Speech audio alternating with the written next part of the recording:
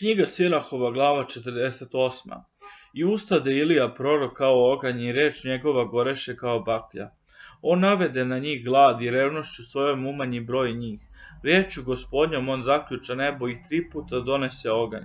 Kako se proslavi ti, Ilija, čudesima tvojim i ko se može porediti sa tobom u slavi? Ti podiže mrtvoga iz smrti i iz ada reču svevišnjega. Ti dovede u pogibelj careve i skide ih sa kreveta njihovih. Ti slušaše na Sinaju osudu njihovu, na Horivu sud osvete. Ti pomaza careve za uzvrat i proroke naslednike svoje. Ti vaznesen bi ognjenim vihorom na kolima sa ognjenim konjima. Ti predodređen bi za karanje u svoje vreme, kako bi utišao gnjev pre nego što se pretvori on u ljutnju. Okrene srca oca ka sinu i uspostavi pleme Jakova. Blaženi su koji te videše i koji se ukrasiše ljubavlju, i mi životom da poživimo. Ilija sakriven bi vihorom, i Elisije se ispuni duhom njegovim.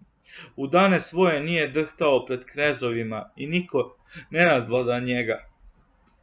Ništa ne odoli njemu, i o uspešnosti njegovoj prorokovalo je telo njegovo. I za života svojega počini on čudesa, i po smrti divna behu dela njegova. I pri svemu tome narod se ne pokaja, ne odstupi od greha svojih, dok ne behu porobljeni iz zemlje svoje i rasejani po celoj zemlji. I ostade veoma malo naroda i knezova iz doma Davidova. Neki od njih su radili što je Bogu ugodno, a neki su umnožavali grehe. Jezekija utvrdi grad svoj i provede unutar njega vodu, probi železom stene i napravi rezervoare za vodu. U dane njegove učini najezdu Senahirim i posla njemu Ravsaka, koji podiže ruku svoju na Sion i mnogo se veliča u gordosti svojoj. Tada uzdrhtaše srca i ruke njihove, i oni se mučiše kao porodilje. I prizvaše oni Gospoda milosrdnoga, pruživši ka njemu ruke svoje. I sveti brzo usiši ih sa neba i izbavi ih rukom Isaije. On porazi vojsku asirsku i anđeo njegov istrebi ih. Jer Ezekija činjaše ugodno Gospodu i čvrsto se držaše puteva Davida oca svojega, kako je zapovedao prorok Isaija, veliki i istiniti u vizijama svojim.